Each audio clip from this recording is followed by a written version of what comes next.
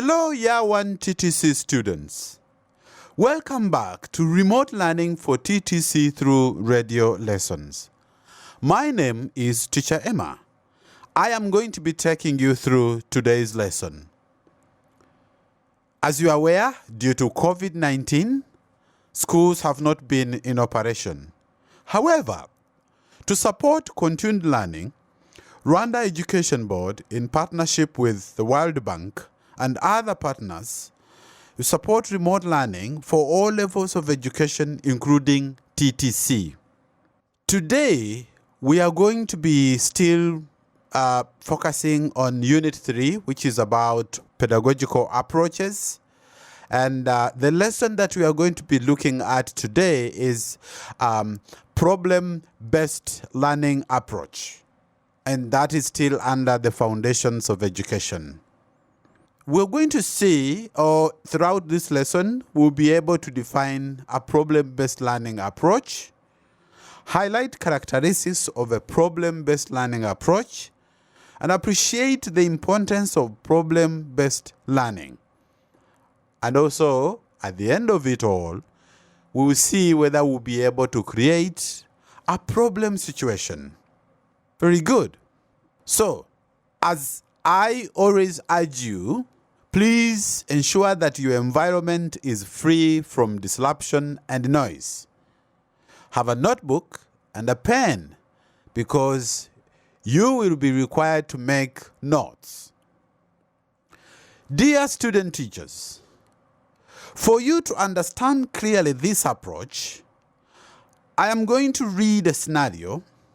I want you to listen to me carefully because I will ask you questions about it. I hope you are ready. Let me start reading the scenario. Clement teaches science in P4.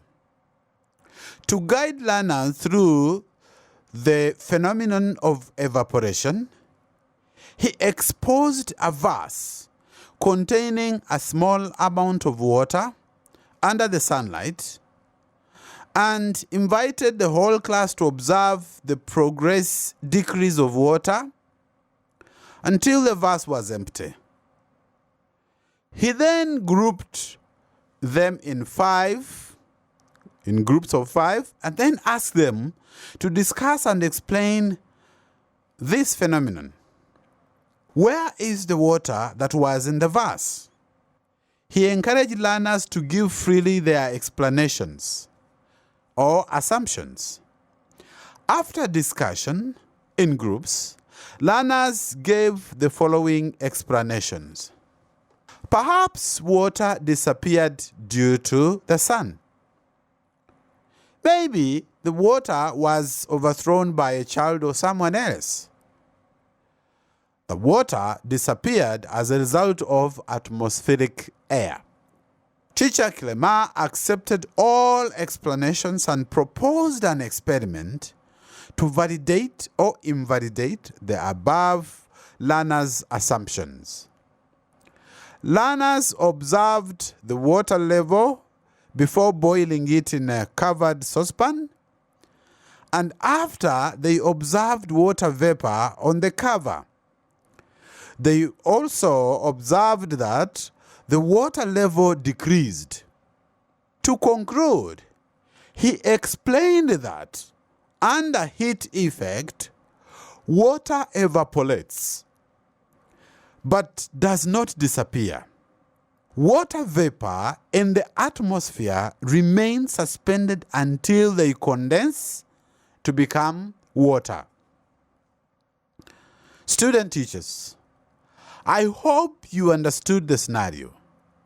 Now, here are my 2 questions for you to reflect on as we think about the scenario. Identify key steps in the methodology used by Teacher Clement to explain the phenomenon of evaporation. That is the first question. Second question, can this method apply to other lessons, maths, social studies, sciences? Yes, Good. Perhaps this exercise has helped you have some hints on what a problem-based learning approach is. A problem-based learning approach is a teaching methodology in which students learn about a subject through experience of solving an open-ended problem. Let me repeat this, and I want you to take note of that. A problem-based learning approach is a teaching methodology in which students learn about a subject through experience of solving an open-ended problem. It is a learning that results from the process of working towards the understanding or resolution of a problem. Based on the idea that learning is a change of perceptions, the purpose of problem-based approach is to engage learners in a provocative context, forcing him or her to mobilize existing resources, here I'm talking about knowledge and skills, to overcome the obstacle and reach a solution through various learning activities. Now, my dear friends, teachers to be, what does that teach us? That as teachers, once in a while, we need to make sure that we do a mix of these approaches because they do help, especially when it comes to differentiation. Now, since we now understand what a problem-based learning approach is, let us take time and think of its characteristics, such that if you observe a teacher teaching or yourself teaching and you happen to notice some of these characteristics, then they will be helping you to know that this is a problem-based learning approach. And as I said, problem-based learning approach not only apply in science, it can apply across subjects. A problem-based learning approach requires the following characteristics. I hope you have your pen and I want you to take note of these. And I want you to underline the words that I will be starting with. Number 1, student-centered. The students are motivated to be responsible on self-learning. The teacher will act as a facilitator and will help students to make the right decision. I want you to underline student-centered. Number 2, problem-based. Learners are provided with a problem, situation, that destabilizes the learner's perception or knowledge and skills. Why do we say that? Because if we avail a problem to the learners, they are able to start thinking on how best they should be able to reach to a conclusion or come up with a solution to the problem. Number 3, problem solving. A problem will be used to stimulate effective and efficient development and reasoning skills. Let me repeat this. A problem will be used to stimulate or to provoke effective and efficient development and reasoning skills. Each stage or at another stage, there will be a modeling of a problem-solving process, and teachers will reduce their role when students start to communicate and make arguments with themselves and peers about what they think. Problem solving. Number 4, remember, we are looking at the characteristics of a problem-solving approach. Self-directed. I want you to underline that also. Students can justify what they must learn, and this is based on their task to solve the problem.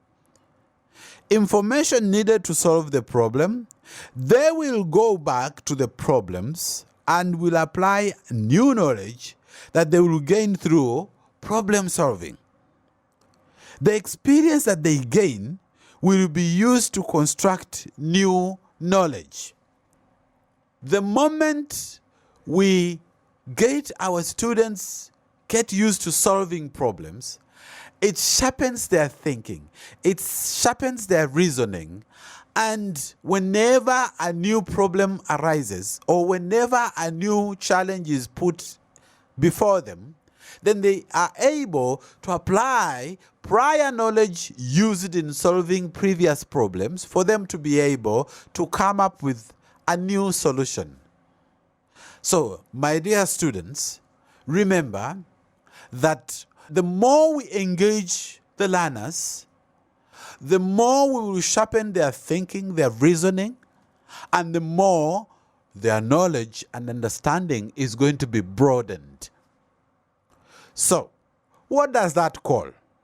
It calls for creativity on the side of the teacher, that when you are going to teach, it goes beyond just a normal lesson plan, because you have to think about the class, the level of their ability, and then as you do the planning, you think of activities, various activities that will cater for different individual differences that you have in your class.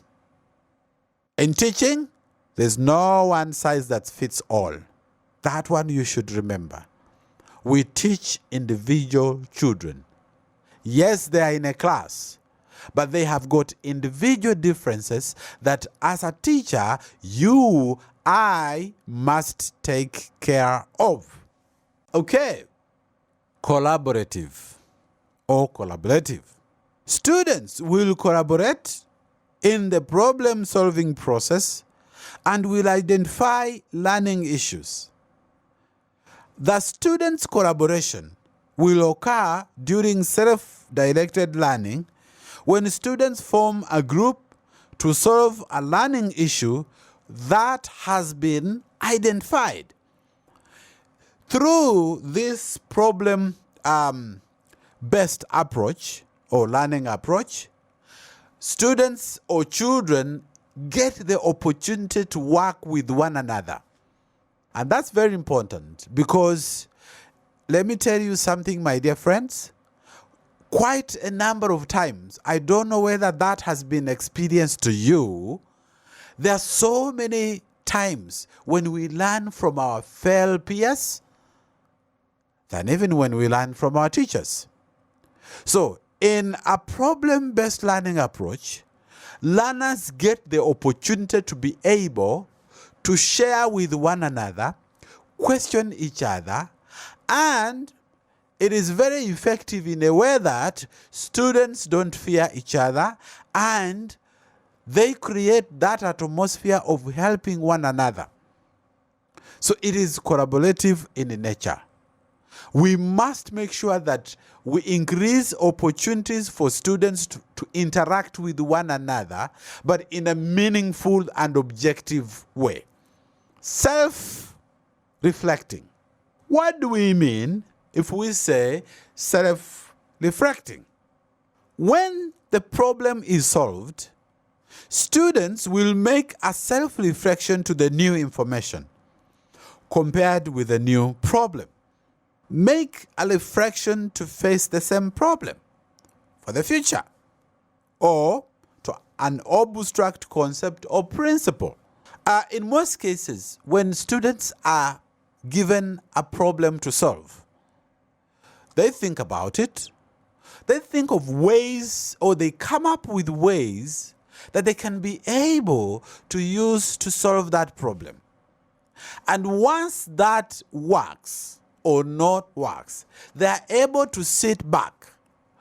Well, what is it that we did right for us to get this problem solved? Or where did we go wrong? in case we're not able to reach a solution. So that brings in the element of self-reflection. Great. Are we together, my friends? Yes? Very good.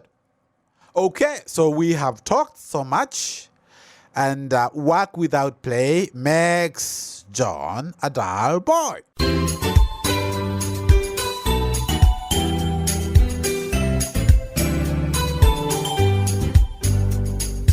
Are we together, my friends? Okay, so now let's just do a small, simple pause.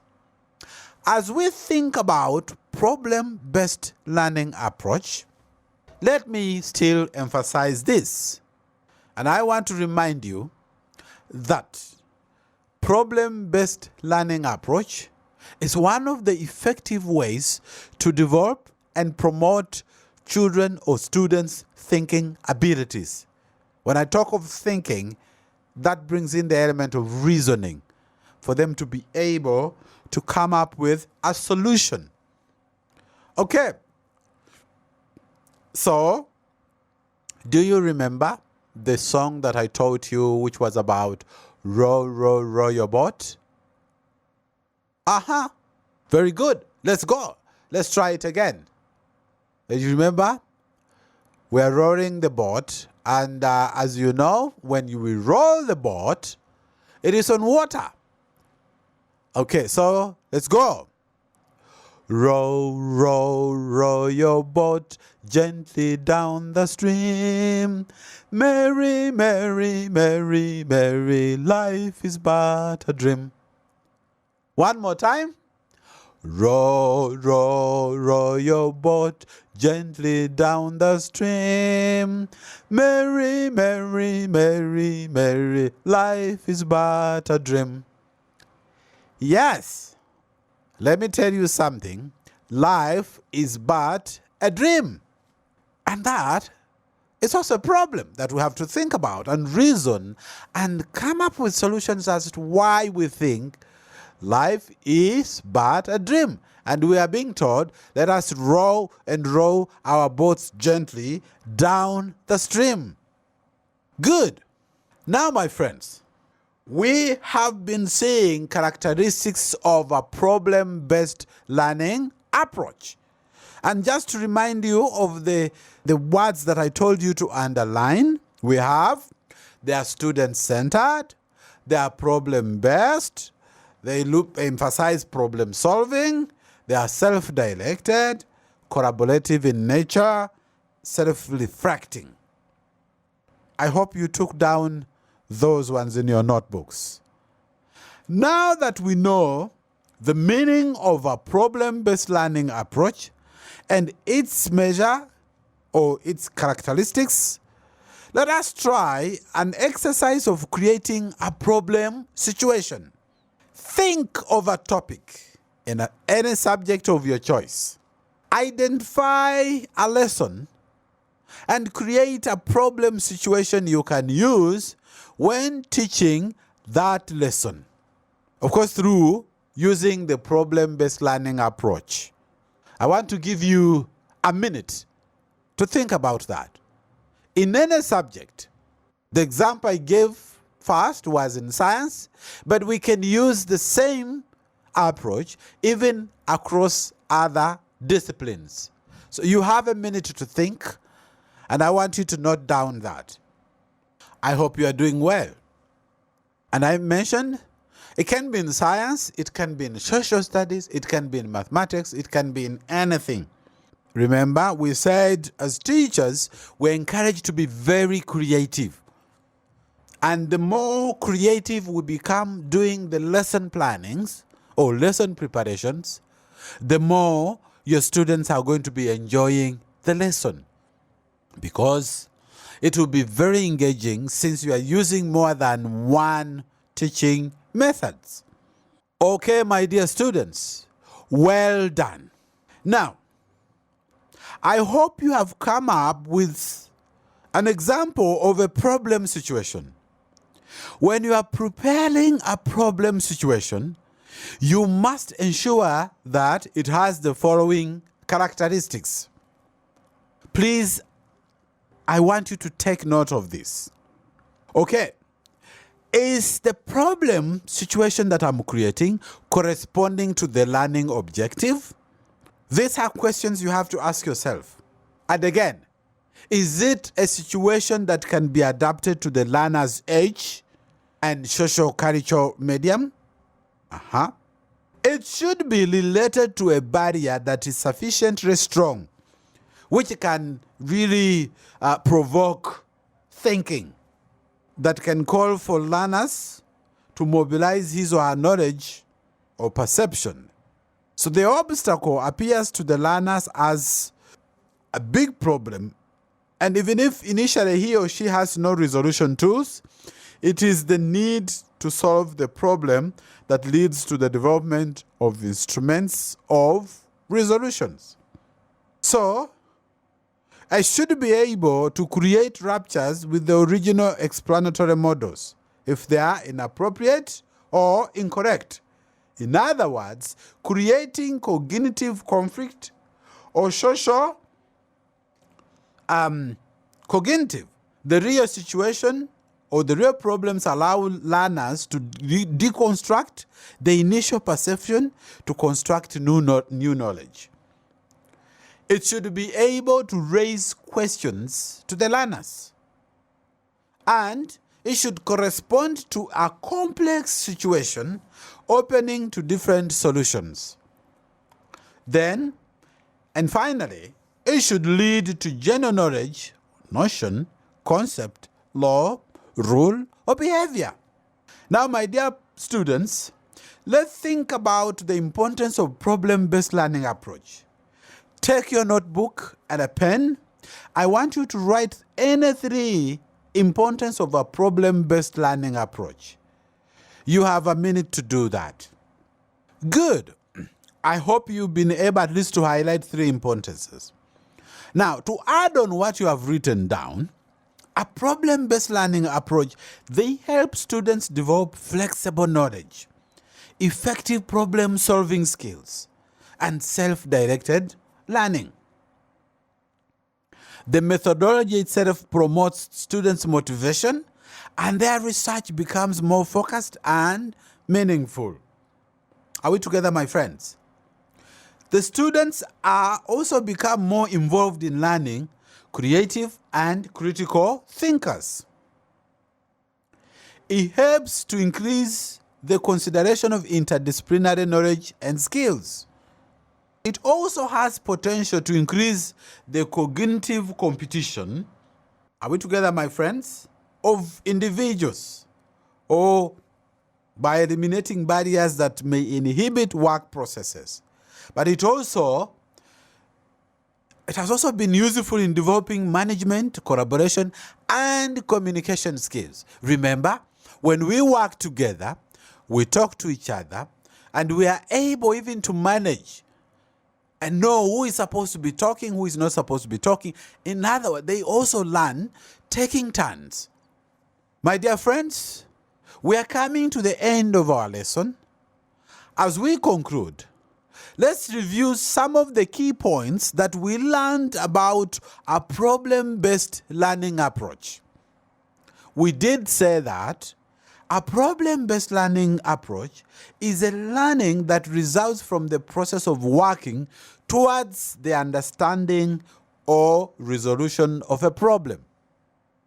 A problem-based learning approach must reflect the following characteristics: student-centered, problem-based, problem-solving, self-directed, collaborative, and self-reflecting. To set a problem situation, you need to consider the learning objectives, learner's level, provoking, learner thinking, arouse their interest, relevance in the topic context, and calling for multiple solutions. The main purpose of a problem-based learning approach is to engage the learner in a provocative context, forcing him or her to mobilize existing knowledge and skills to overcome and reach a solution through various learning activities. So my friends, as I conclude this lesson, I'm going to give you a homework assignment so that you try and apply what we have just talked about. I would like you to try and create a problem situation from topics in the subjects of your choice. This will help you have a deep understanding or a better understanding and appreciate a problem-based learning situation. Student teachers, parents, tutors, thank you so much for your participation in this lesson. This lesson has been produced by Rwanda Education Board in collaboration with World Bank and other partners. Please stay tuned to Radio Rwanda and every time and participate in the TTC lessons. Until next time, goodbye.